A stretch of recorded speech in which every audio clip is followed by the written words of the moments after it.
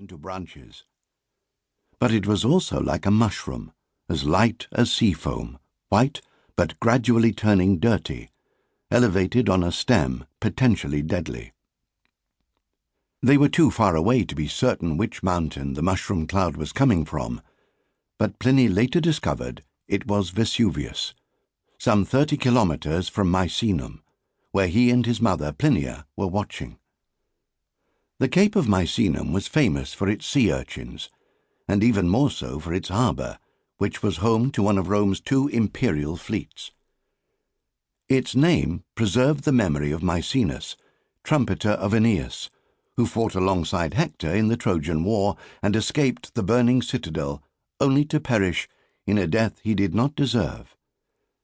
"In his foolishness," said Virgil, "he happened to fill the waves with sound by blowing into a seashell and summon the gods to a song contest." Triton, son of the sea god Neptune, drowned him in his envy.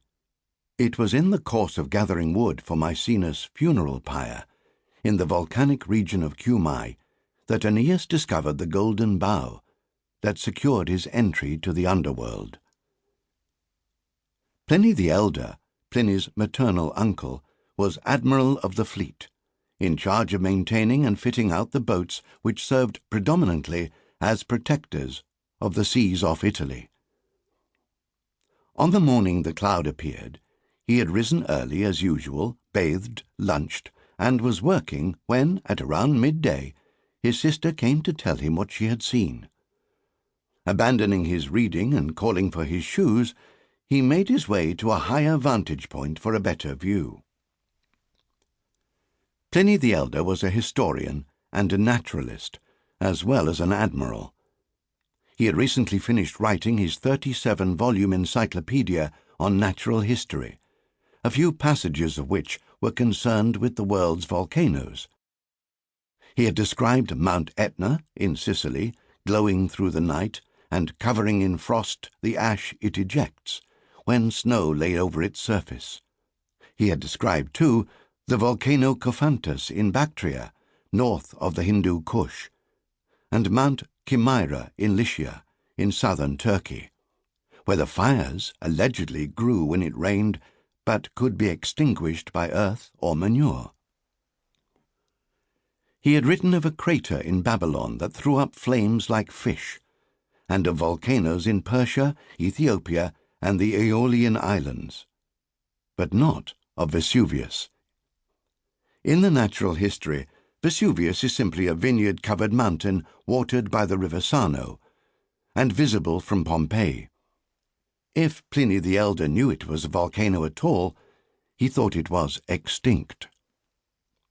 He gave the impression that the region of Campania was too green and well-watered to burn, with plains so fertile, hills so sunny, glades so safe, woods so rich in shade, so many bountiful kinds of forest, so many mountain breezes, such fertility of crops and vines and olives, fleeces of sheep so handsome, bulls with such excellent necks, so many lakes and rivers and springs which are so abundant in their flow, so many seas and ports, the bosom of its lands open to commerce on all sides and running out into the sea with such eagerness to help mankind.